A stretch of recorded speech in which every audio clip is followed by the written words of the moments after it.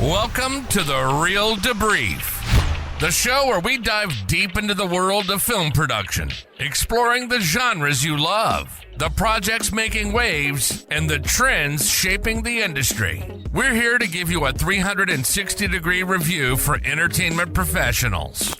So grab your popcorn and get ready for some expert insights. And, well, the occasional bed joke from Talen. It's the Reel Debrief. Now your hosts, Talen and Lisa. Welcome back, ladies and gentlemen, to another thrilling episode of our podcast. I'm your host, Talen, here with the ever-so-witty Lisa. And today we're talking about something dark, something grim, something that will make you question why they even made it. That's right, Joker Folie. And no, Lisa, I'm not talking about our failed attempt at singing karaoke last weekend. Hey, I'll have you know I was channeling my inner Lady Gaga, which ironically brings us to today's topic, except Gaga in Joker was actually hitting notes, unlike some people I know. Oh, shots fired. Okay, you were good. Let's call it a performance art piece. But seriously, all right, we're here today to tackle Todd Phillips' Joker Folie. And let me tell you, this movie was a wild ride. But like in that, am I enjoying this? Or did I accidentally wander into a depressing art exhibit kind of way? Exactly. It's like walking into an art gallery expecting pop art and fun colors, but then you trip over a sculpture made of sadness and heavy sighs. This movie didn't just double down on the grimness of the original Joker, it pretty much sank us in a well of despair. Well, with a soundtrack, of course, because yes, Joker is also a musical. Sort of. Oh yeah. And let's talk about that for a second. A musical. A Joker musical. Like, whose idea was it to mix sad clown antics with tap shoes and jazz hands? I kept waiting for Phoenix to break into a high kick routine, but alas, all we got were some taps that looked like he was trying to swat a fly off the floor.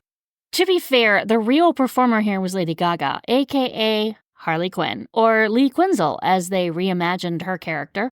Every time she opened her mouth to sing, it was like, okay, yes, this is what we're here for. She was carrying those musical numbers on her back.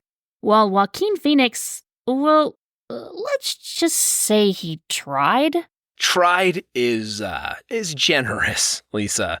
I mean, he looked like he was thinking, if I tap my feet awkwardly enough, maybe no one will notice I can't sing. It's like watching someone try to karaoke after drinking a little too much. Kind of fun, kind of cringy, but mostly you're just wondering why it's happening. And it's not just the musical numbers that felt weirdly out of place. The whole movie felt like this jumbled mix of references and homages to films from the past. It was like Phillips spent the pandemic glued to Turner Classic Movies and decided to throw a bunch of those influences into a blender. The result, a chaotic stew of Taxi Driver, King of Comedy, and Pepe Le Pew? Yeah, I mean, don't get me wrong, I love a good cinematic reference as much as the next guy. But when you're watching a courtroom scene and all you can think is, wait, why does this judge look like Sorceress cosplaying as Fred Astaire? You know something's off. Oh, don't forget the weird shot of Lee Gill's character, Gary Puddles, perched on a phone book during his testimony. It was like they were daring us to laugh, but I couldn't tell if I was supposed to. Was that meant to be funny? Cruel? Existential commentary? I don't know. Exactly. And here's the thing. There were moments where I almost felt something. You know, where the film was teetering on the edge of giving me some kind of emotional reaction. I mean, that scene with Gary Puddles testifying, his fear, his anguish, that was real. I was feeling it. And then, boom, cut to the phone book shot. Way to kill the mood, Phillips. It's like they were trying to inject some dark humor into the film, but it just didn't land. There's a way to do that. I mean, the Joker as a character is inherently tragic and funny, right? But here, it's like they couldn't decide whether they wanted us to laugh cry or just feel mildly confused for 2 hours. Yeah, right? Exactly. I felt like I was sitting there thinking, am I supposed to be entertained, or is this just an experiment in how much emotional weight I can handle? Like, there's this layer of doom hanging over the whole film. You know, that feeling when you're reading the news and it's just one terrible headline after another, and you're like, well, this is bleak. I mean, that's what watching this felt like. You hit the nail on the head. And let's talk about that love story between Harley Quinn and Joker, or whatever that was supposed to be. I mean, I know we're supposed to buy into their madness, their shared psychosis, but the chemistry just wasn't there for me. It was like watching two people forced to perform in a romantic comedy, but they both secretly hate each other. Yes, that. It felt so unconvincing. Their love at first sight was more like mild curiosity at first glance. I mean, they had more chemistry in the jail cells next to each other than in any of their musical duets. And speaking of duets, why did the movie insist on these random song breaks? It felt like I was watching the Joker Glee edition. I mean, I'm here for musical numbers, but they have to serve a purpose. Half of these songs felt like they were there just to fill time. One moment we're in a mental institution, the next, bam, they're singing Cheek to Cheek. Why? No clue. It's like the movie was trying to be quirky, but ended up being confused instead. Yeah, it's like they thought, well, we have Lady Gaga, so we have to let her sing, even if it doesn't make sense in the context of the film. Let's throw some jazz standards in there and hope for the best. And you know what? Gaga did hold the film together in those moments, but Phoenix? Poor guy. Every time he opened his mouth to sing, it was like, oh, Joaquin, just tap dance it off. Let's pretend this isn't happening. For real. It was like he was thinking, I won an Oscar for this role. I already proved myself. I'm not here to give you La La Land 2.0. And you know, I get it, man. I do. But, you know, just maybe sit the musical out next time. And then there's the bigger question. Who was this movie for? I mean, the first Joker was a grim psychological study of a man descending into madness. It wasn't exactly a fun watch, but it had purpose. It had tension. But Folie Deux? It was like watching people who didn't really want to be there go through the motions. Right. And I mean, I couldn't shake the feeling that no one involved was really that excited to make this movie. It was like, okay, the first Joker made $1 billion, so we have to make a sequel. But instead of giving us something fresh or exciting, it felt like they were checking off boxes. More mental institution scenes? Check. More references to the older, better films? Check. And let's not forget the whole subplot of Joker standing trial. Honestly, that part was probably the least interesting aspect of the film. It felt so disjointed, like, oh yeah, Joker has to face legal consequences, I guess.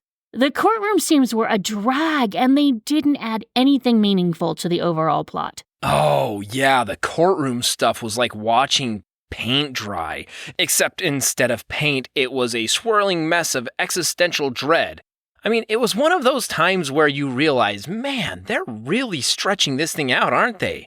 Every time I saw Brendan Gleeson's face pop up as one of the guards, I was like, buddy, I feel you. I don't know why you're here either. Poor Gleeson, he was doing his best, but it felt like even he knew this wasn't going anywhere.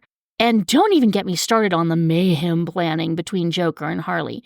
Their whole Bonnie and Clyde but weirder shtick felt half-baked. I wanted chaos. I wanted madness. Instead, we got awkward conversations and forced duets. Yes, exactly. I mean, I wanted fireworks, not a couple of sparklers in the background. And honestly, even the mayhem they did try to plan felt like it lacked any real stakes. I mean, we're supposed to believe these two are Gotham's most unprecedented, dangerous duo, but instead it felt like they were just playing house, you know? Oh, darling, let's commit a crime or two, but first let's sing about it. I mean, the whole thing just lacked the punch that we expected from the Joker and Harley Quinn. Exactly. Where's the wild, unpredictable Joker from the first film? Where's the edge? The guy who danced down the stairs like a madman in the first Joker seemed like he had disappeared into the Gotham courtroom system. I don't know about you, but I didn't show up for the sad, almost apologetic version of Joker. I came for the chaos. Right. And look, I get that they were trying to show a different side of the Joker here. Like what happens when the mayhem cools down, when the thrill of being Gotham's most wanted wears off. But it just wasn't fun to watch. I mean, this movie felt more like the burnout years of the Joker's career, and it left me asking, why are we still doing this? It's like they wanted to explore the aftermath of Joker's rise to infamy, but instead of giving us something interesting, they gave us a slog through his sad musical therapy sessions. I mean, the potential for exploring the relationship between Joker and Harley was there, but it felt so surface level. Their connection never felt real or dangerous. It was just weird for the sake of being weird. Yeah, I mean, it was like they were trying to out-weird themselves. Hey, we did some dark, twisted stuff in the first movie. Let's throw in some musical numbers this time. I mean, but they forgot to make any of it meaningful. And that's what frustrated me the most. Like, why go through the trouble of turning this into a musical if you're not going to fully embrace the madness? Exactly. They should have either gone all in on the musical chaos or stuck with the grim tone of the first film. But instead we got this awkward in-between, where it wasn't weird enough to be fun, and it wasn't deep enough to be meaningful. It was just a lot of nothing. Yeah, a lot of nothing. And that brings me to the big question. What was the point of this movie?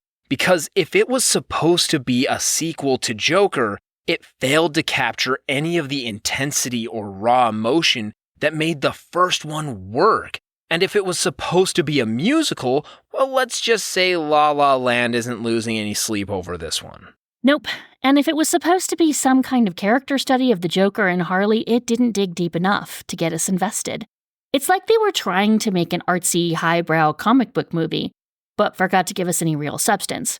The first Joker worked because it had grit, it had tension. This one, it felt like it was just going through the motions. Yep.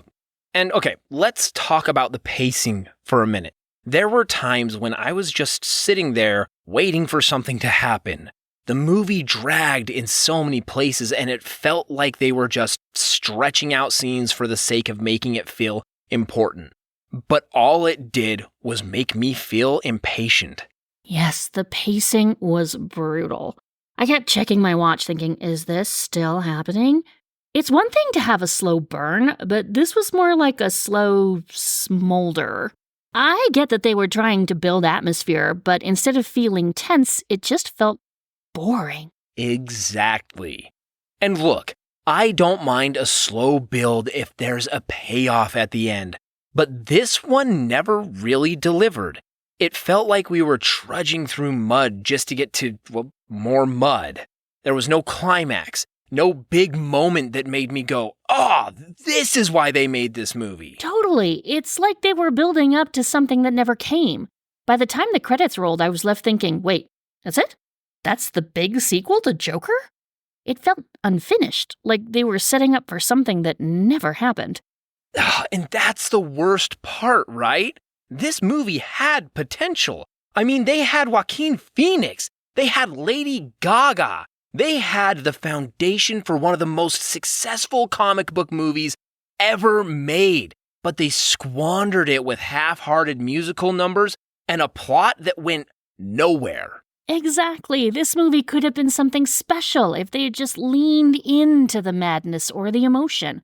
But instead we got this weird, limping sequel that didn't know what it wanted to be. It's frustrating because you can see glimpses of greatness, but it's buried under layers of indecision. Oh yeah, exactly. I mean, that is very well said, Lisa. And I think that's the real tragedy of Joker Folie Deux. It had everything going for it. A stellar cast, an interesting premise, and the legacy of the first film. But instead of giving us a film that lived up to that potential, I mean, they gave us something that felt like a chore to sit through. Yep, and as much as I love a good musical, I couldn't get behind this one. It was like they were trying to do too many things at once, and in the end, none of it worked. It's like they forgot what made the first Joker special and tried to turn it into something it wasn't meant to be. Totally. And look, I get it. Not every sequel is going to be a slam dunk, right? But when you've got this much talent involved, it's hard not to feel disappointed when the movie doesn't deliver. I went in wanting chaos, wanting madness, and instead I got a sad, disjointed musical therapy session. Yeah, if I wanted a musical therapy session, I'd just watch Crazy Ex-Girlfriend, which, by the way, is fantastic and actually manages to blend humor, emotion, and music in a way that Joker, Folie à Deux could only dream of. Exactly. Okay, so on a scale of Taxi Driver to La La Land, where are we placing this one? I'd say it's somewhere in the realm of Cats. You know, the movie where you're sitting there going, why is this happening? And how can I make it stop? That's a perfect comparison. It's definitely in the Cats category, except with fewer terrifying CGI fur coats. And fewer redeeming musical numbers, too. At least Cats had some catchy tunes. Here, the songs were just there. They existed, but they didn't leave much of an impression. Exactly.